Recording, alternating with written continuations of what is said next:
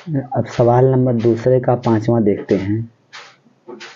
यहाँ पे बोला है किराए पर पुस्तकें देने वाले किसी पुस्तकालय का प्रथम 3 दिनों का एक नियत किराया है तथा उसके बाद प्रत्येक अतिरिक्त दिन का अलग किराया है। सरिता ने 7 दिनों तक एक पुस्तक रखने के लिए 27 रुपये अदा किए, जबकि सुशी ने 5 दिनों तक पुस्तक रखने के लिए 21 रुपये अदा किए। नियत किराया तथा अतिरिक्त दिन का किराया ज्ञात कीजिए।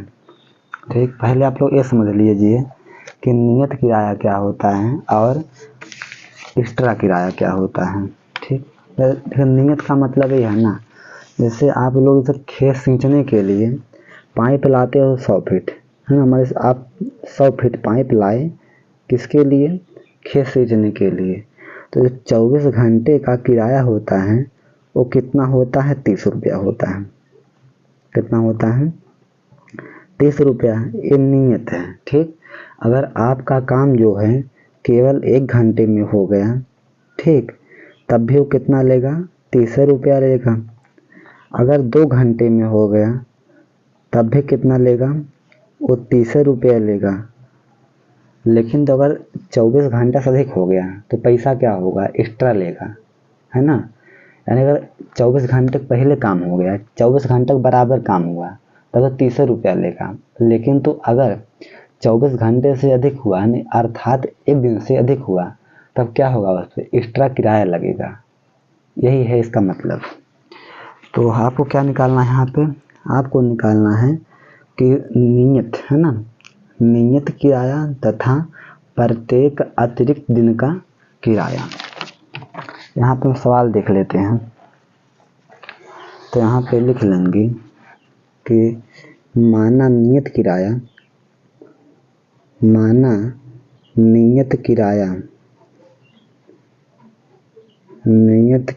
बराबर x रुपये तथा प्रत्येक अतिरिक्त दिन का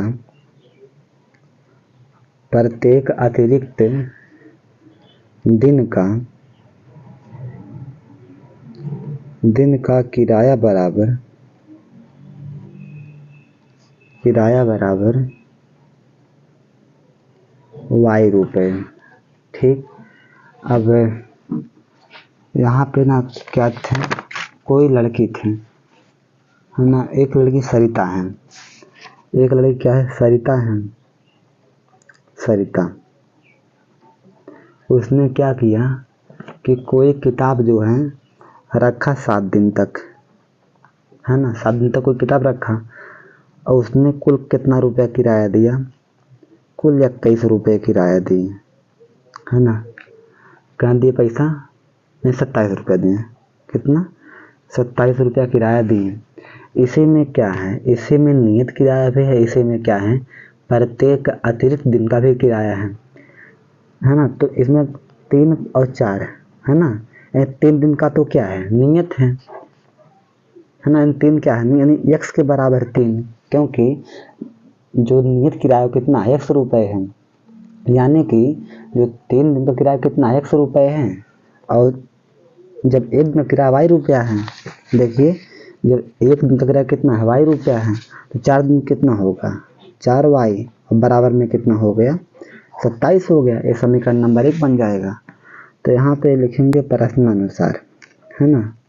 प्रश्नानुसार सरिता थी 7 दिन तक किताब रखी, तो 3 दिन क्या हो गया? नियत हो गया, है ना। 3 + 4, तो जो ये है नियत किराया कितना? 100 रुपया है, तो 100 हो गया प्लस 4y बराबर कितना? 27। ये समीकरण नंबर 1 होगा। और फिर क्या होगा इसके बाद?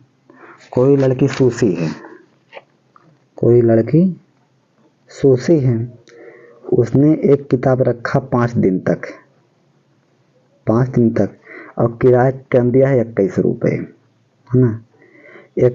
5 दिन में क्या है? 3 दिन नियत है, यानी कि 3 और 2, हाँ 3 + 2, जो 3 दिन का किराया है वो 100 रुपये है और 1 दिन का y रुपया है, तब 2 दिन का 2y हो जाएगा और बराबर में कितना है 21 है। तो यहाँ पे होगा x + 2y बराबर कितना हुआ 21। इस समीकरण नंबर हो गया 2। अब यहाँ पे देखिए जो x है इसका गुणांक क्या है, बराबर से हल कर लीजिए। इसके सामने प्लस है तो यहाँ पे माइनस होगा, यहाँ प्लस है तो नीचे माइनस होगा। 21 के सामने प्लस छिपा है तो यहाँ पे होगा माइनस का। ठीक, x प्लस का है x माइनस का है, ये कट गया, 4 में से 2 गए तो यहाँ पे 2y बराबर 27 में से 21 गए 6 आ गया। अब यहाँ पे देखिए 2 क्या है, गुणा में है, इस पार भाग में होगा तो y बराबर कितना हुआ 6/2, यानी y बराबर 3 आ गया, है ना। अब y का मान क्या करिए, समीकरण नंबर 1 में रख दीजिए। अब यहाँ पे लिखेंगे कि y का मान समीकरण 1 में रखने पर, 1 में रखने पर, अब रखिए 1 में, 1 क्या है x + 4y बराबर 27 हुआ, तो यहाँ पे x हुआ +4 और y का मान है 3, अब 27 हो गया, x + 4 × 12 बराबर में हो गया 27। 12 प्लस का है, इस पार माइनस का होगा तो x बराबर हो गया 27 - 12, यानी x बराबर कितना आ गया 15। तो यहाँ पे लिखेंगे कि नियत किराया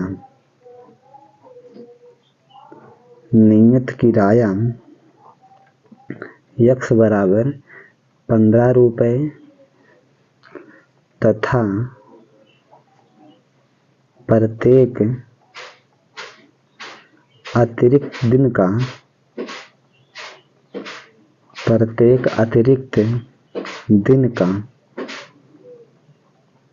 का किराया y बराबर 3 रुपये। यही हो गया आंसर।